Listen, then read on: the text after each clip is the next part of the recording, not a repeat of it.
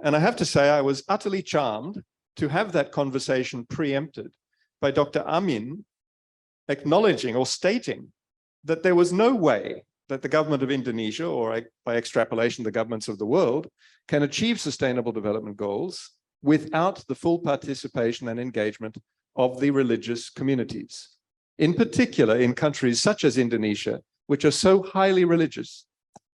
So I'd like to invite Professor Amin to develop further this idea and to refer it to the crisis moment in which we find ourselves, and to help guide us into this conversation about how we mount this urgent rescue effort with the participation of religious leaders. Professor Amin. Bismillahirrahmanirrahim. Assalamualaikum warahmatullahi wabarakatuh.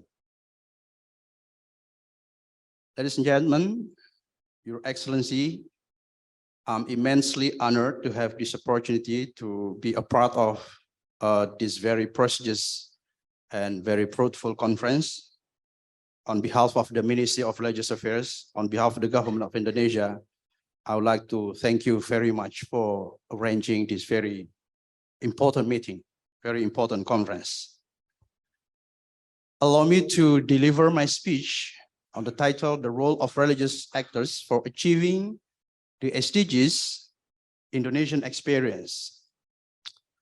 Ladies and gentlemen, as a United Nations member country, Indonesia is committed to achieving the Sustainable Development Goals, not only because of SDGs per se, but SDGs is actually in line with the national government, with national development goal of Indonesia. It is in line with the ultimate goal of our constitution.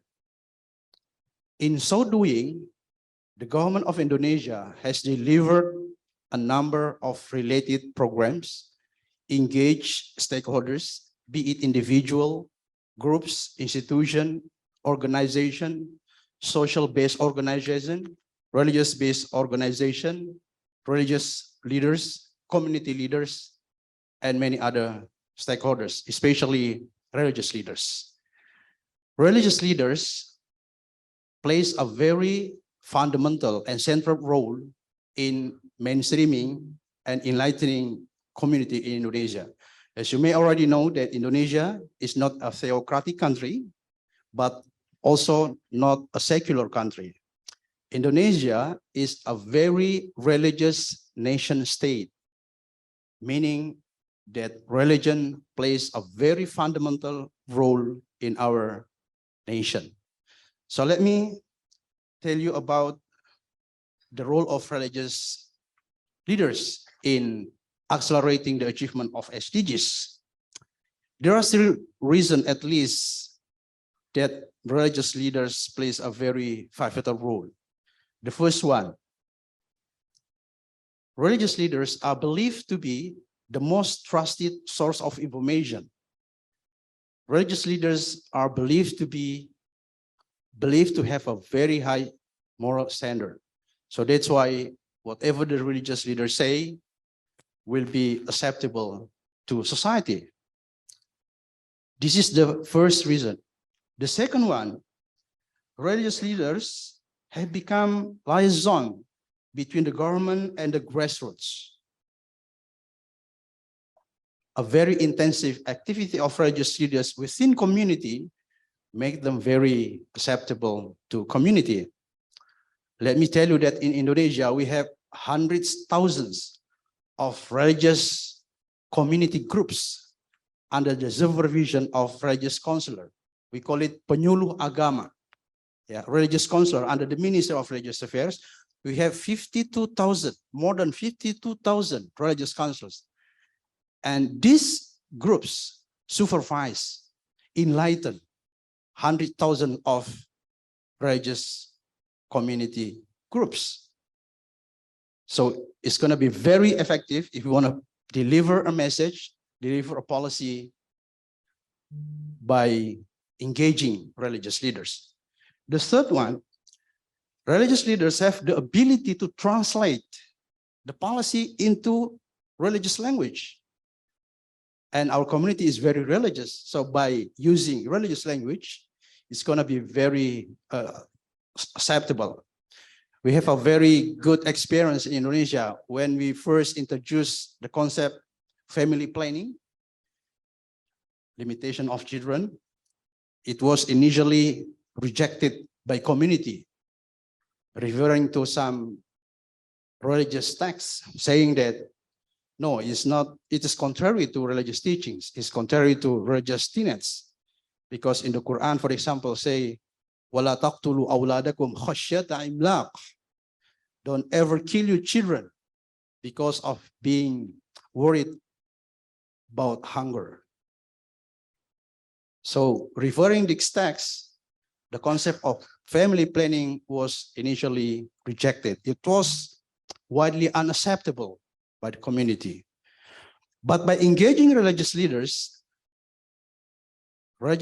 tries to provide a plausible argument referring to the text, referring to the source of religious texts, the Quran, the Hadith, prophetic tradition, and so on. Then this concept was widely acceptable. So this is, once again, engaging religious leaders in Indonesia is a must, is very important.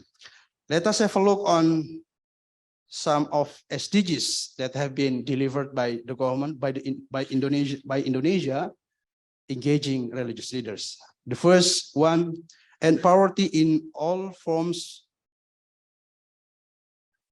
everywhere. No poverty. This is one of SDGs. In Indonesia, we have Zakat. The concept of Zakat is like religious tax. The potential of Zakat in Indonesia is huge. It's very big. And we have reached millions of poor. We provide them aid, and 100,000 have been changed their status from the poor to become not poor. So they have been changed, they have been reached by the concept of Zakat. The concept of Zakat is very potential in Indonesia, and this was promoted by religious leaders. And Zakat has been proven to be instrumental in alleviating poverty, in providing aid to the poor. This is one of the how religious leaders delivered a very fundamental concept. Strengthening the people inside and knowledge to encourage productivity and to avoid the conditions of poor. Let us see the second goal of SDGs: end hunger, or achieve food security and improve nutrition and promote sustainable agriculture. As I told you that around 50,000 Islamic religious counselors conduct community development against stunting, for example. Indonesia still have an extreme poor. 4% of our population are still, experience of an extreme poor, and stunting is also one of our fundamental challenge in Indonesia.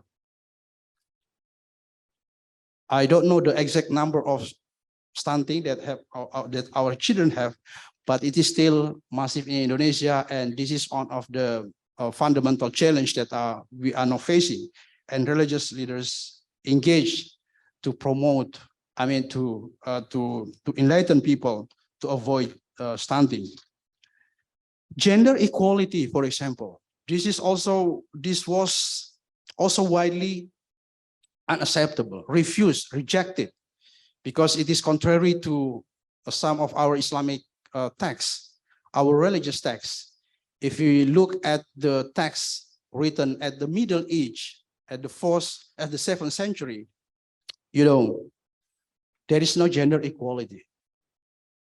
So we have to engage religious leaders to reinterpret, to provide a modern, flexible, inclusive, plausible explanation on gender equality. And the engagement of religious leaders is unavoidable. In community groups, university, schools, gender equality have to be promoted by engaging religious leaders.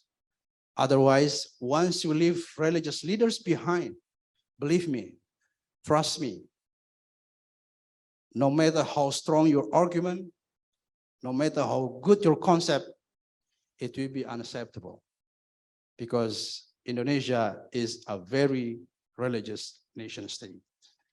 I don't think I have to read the whole experiences that we have made in Indonesia. I still have a very long presentation, but we have 3 more speakers. So I think that's enough. Thank you very much. And once again, I'm very thankful to be a part of this conference. And I would like to quote a very famous quote from a Christian liberal thought, Hans Kung, say that no peace among nations without peace among religion, and no peace among religion without dialogue between religion, and no dialogue between religion without the investigation of the foundation of religion. Thank you very much.